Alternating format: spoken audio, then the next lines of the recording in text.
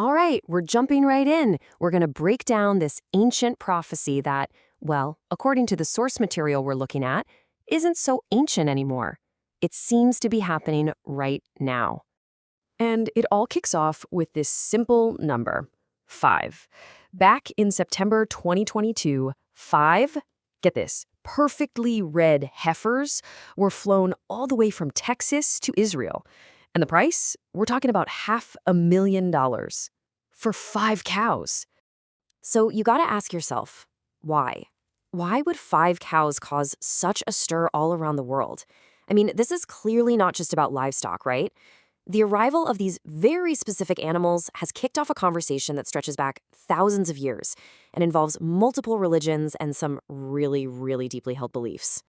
Okay, so let's start right there. How in the world did 5 cows from a ranch in Texas become the main characters in a story that's literally 2,000 years old? You see, according to our source, this was anything but a random shopping trip. It was the culmination of a search, a 2,000-year search. They described this group from Israel coming to the U.S. with one mission and one mission only, to find these animals. And, well, after all that time, they believe they finally did it. But what makes a cow that special? That's the real question, isn't it? To get to the bottom of it, the source material says we have to go way, way back, like 3,300 years back. So now we're going to dig into that ancient scriptural connection.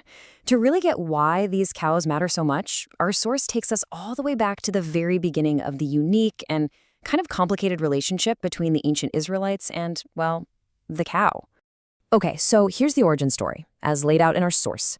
The Israelites are freed from Egypt, but then they kind of disobey a direct order and end up wandering the desert for 40 years as a result. Now, during that time, 2 massive things happen involving a cow. First, the big one you've probably heard of, the golden calf, total act of disobedience. But then there's another story. A murder happens, and a specific cow is sacrificed in a ritual that miraculously reveals who the killer is. Pretty wild. And this quote right here, wow, it really captures the attitude. You and your God go fight. We will sit here and watch. According to the source, that's what they told Moses. It's this moment of defiance that supposedly kicks off the whole 40-year desert journey. So you've got these 2 huge events, right? The massive sin of the golden calf on one hand, and this incredible miracle of the murder investigation on the other. Our source explains that because of this, the cow became this incredibly powerful symbol. It represented both their lowest point and a moment of direct divine help. Okay, so this deep, really complex relationship with the cow, it all leads directly to the ritual that's at the very heart of everything we're talking about today. This is where the ancient past and the present start to click together. So what is it? It's called the Red Heifer ritual. And according to the texts, it's a super important purification ceremony. In fact, it's described as absolutely necessary to cleanse people from certain kinds of impurity. And this is why it supposedly took 2,000 years to find them. The rules are just unbelievably strict. The heifer has to be completely red, not a single non-red hair on its body. No blemishes, no defects at all. It has to be at least 3 years old, but it can never have given birth, been milked, or even done a day's work. I mean, finding 1 cow like that is like finding a needle in a haystack. Finding 5? That's seen as a flat-out miracle. So how does the process actually work? Well, it's pretty straightforward step by step. First, you sacrifice the heifer in front of the temple. Then, the entire thing is burned down to ash. And finally, you take those ashes and mix them with pure water. That mixture is what's used for the purification. But why? What's the point of all this? This is the key. According to the source, this specific ritual is considered the only way to become pure again after coming into contact with the dead. And without that specific kind of purity, it's believed you absolutely cannot enter a new holy temple. And that leads us to the big one, rebuilding the third temple. You see, this whole purification thing, it's not the end goal. It's the key that unlocks the door to something much, much bigger. So let's do a quick history recap to get the scale of this. The first temple, built by King Solomon way back when, destroyed. Then the second temple, built on the exact same spot, also destroyed, this time by the Romans back in 70 CE.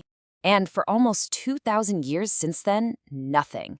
No temple. So for those who believe a third temple must be built, the red heifer sacrifice isn't just some nice idea. It is the absolute essential, can't do it without it, first step. It's a simple chain of logic for them. No ashes, no purity.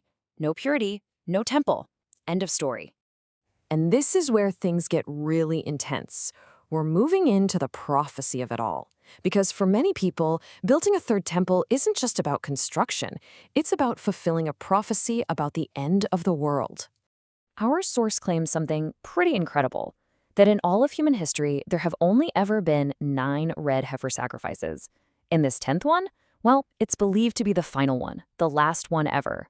And here is where the story splits into 2 very different paths, depending on who you ask. As our source lays it out. On one side, in some Talmudic Jewish views, this 10th sacrifice makes it possible to build the third temple and signals that the Messiah is coming. But on the other side, in some Islamic views of the end times, this exact same event is seen as a major warning sign, a sign that a figure known as the Dajjal, or a kind of Antichrist, is about to appear. And sticking with that first viewpoint for a second, the source claims that for the people pushing for this, it's more than just a religious ceremony. They see it as a geopolitical event, the cornerstone, if you will, for establishing what they call a greater Israel. And just to make all of this feel even more immediate, the video we're looking at claims this isn't some far-off theoretical thing. It states that the sacrifice is expected to happen within the next 6 months. So very, very soon. So we're kind of back where we started, right? With 5 cows from Texas, but now we see they're at the center of an ancient, powerful story. It all boils down to this. What happens when a prophecy from a 3,000-year-old text smashes head-on into our modern world of politics, technology, and deeply held faith? I mean, what are the implications of that? That's really the question we're all left with.